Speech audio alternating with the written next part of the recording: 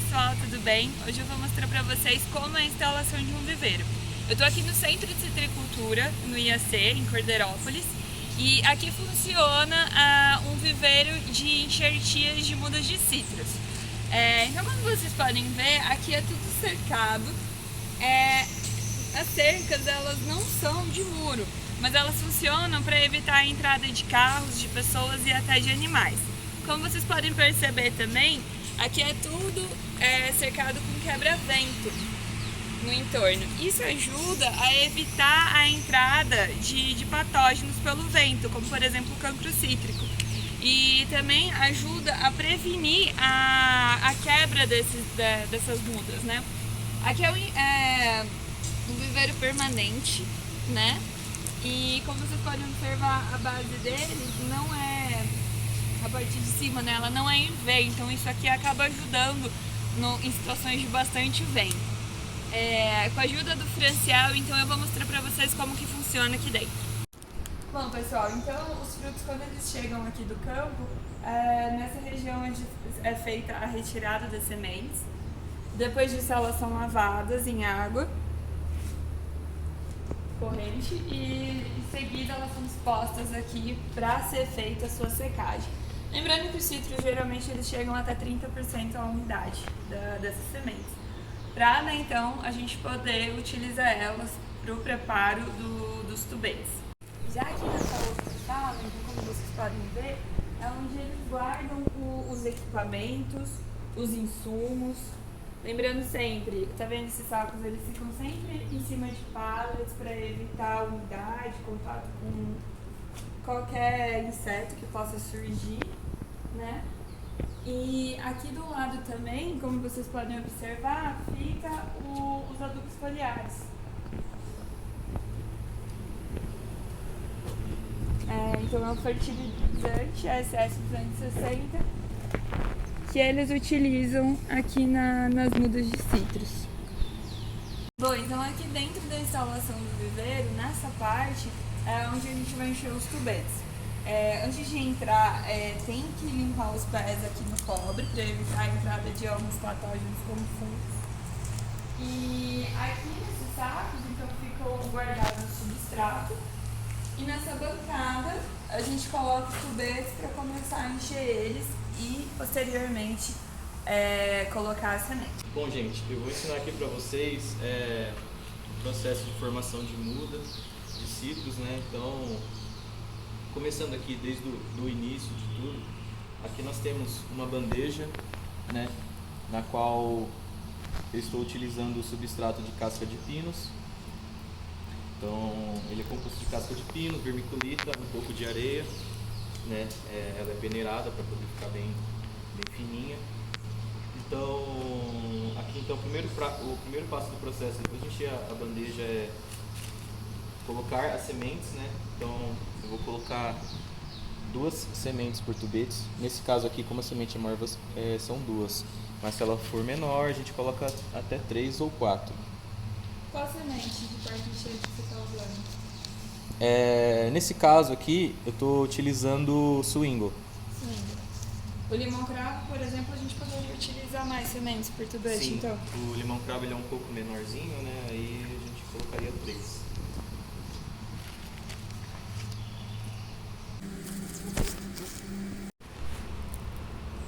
Bom, então depois das sementes colocadas aqui no tubete, a gente vai cobrir elas com o mesmo substrato.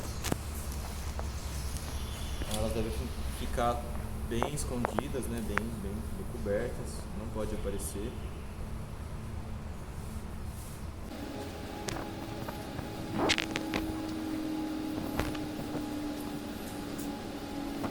Bom, pessoal, antes de entrar no viveiro, então, a gente tem que passar por essa parte de higienização para evitar a entrada de qualquer contaminante. Então, aqui a gente limpa os pés no cobre e limpa as mãos, para daí então a gente poder entrar nessa outra parte.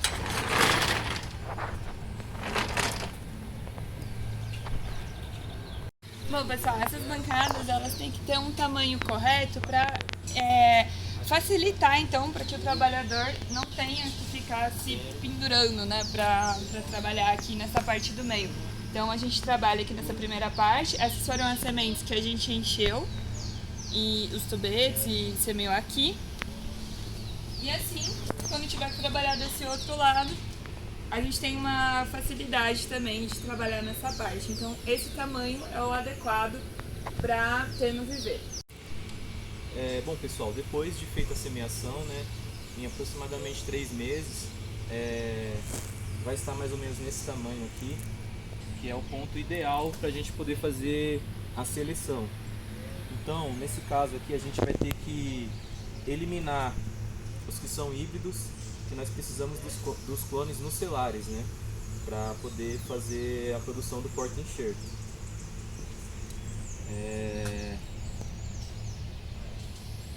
Nesse caso aqui, ó, nós temos três germinações aqui.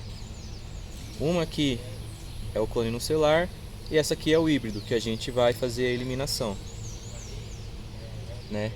E vai ficar assim.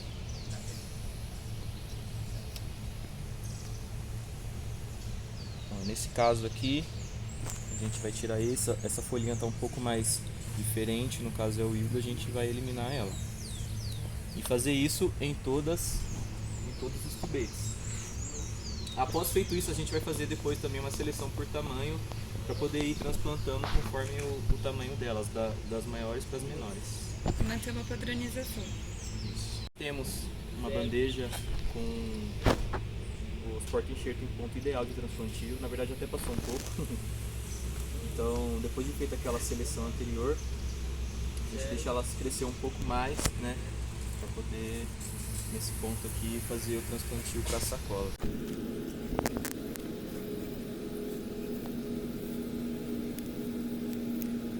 Nós temos aqui as sacolas, né, nesse caso são sacolas de 4 litros. O substrato que está aqui é o mesmo do que foi semeado, porém a diferença é que esse aqui ele não é peneirado, né, como o outro, então ele tem pedaços maiores. E então a gente enche as sacolas, molha bastante, deixa bem úmido para poder facilitar o trabalho. E então nós pegamos nosso tubete aqui e colocamos.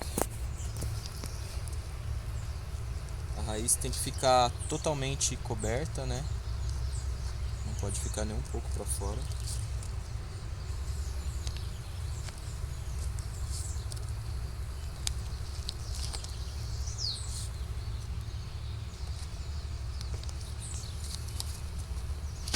Aí a gente vem e dá uma leve apertada aqui para ela ficar bem fixa.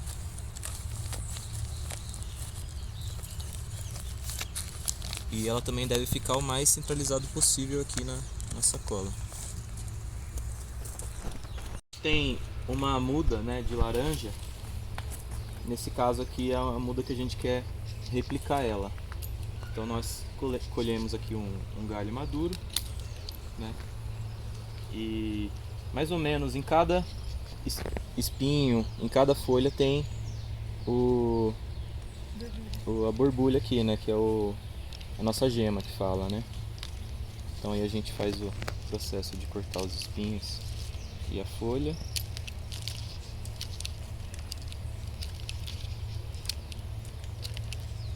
E aí ela fica pronta pra gente fazer a enxertia. O porta-enxerto, né, depois de 3 meses feito o transplantio, aqui ele está em ponto de enxertia. Então, o processo de enxertia funciona da seguinte forma: a gente vem aqui aproximadamente 4 dedos, nós tiramos todas as folhas.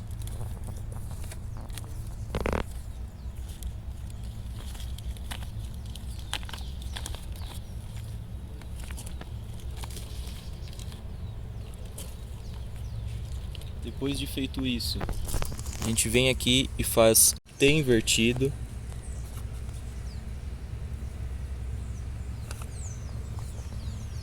Pegamos a nossa borbulha aqui, né, próximo à gema, nós fazemos um corte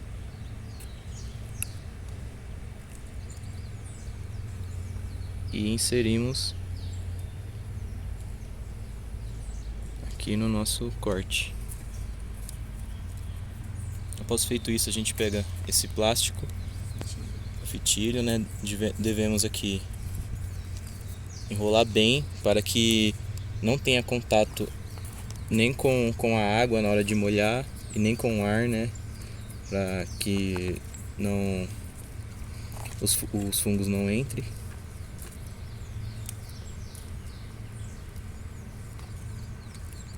Aí após feito isso, a gente vai envergar.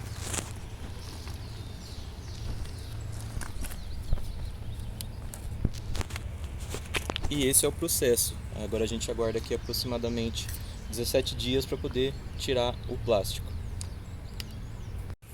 Então aí após os 17 dias nós tiramos o plástico.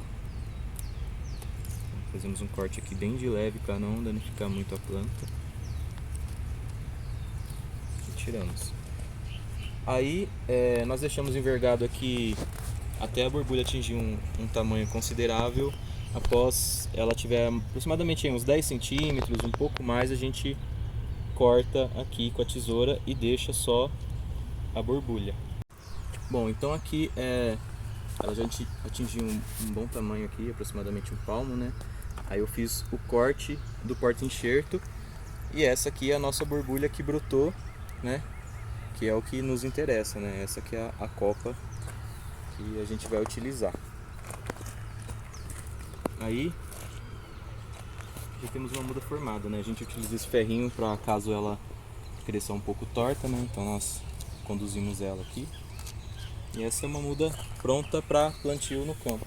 Bom, pessoal, além de tudo, aqui dentro do viveiro, eles também são cobertos com sombrite, com esse telado, para evitar a entrada de qualquer inseto vetor de doença e garantir que essas mudas estejam livres de qualquer contaminantes ou patógenos e possam então ser vendidas com certificado. Pessoal, a irrigação ela é feita por gotejadores e além disso a água ela deve ser totalmente limpa, né, para evitar qualquer contaminação. E uma vez por semana aqui no Centro de Citricultura é feita a fertirrigação.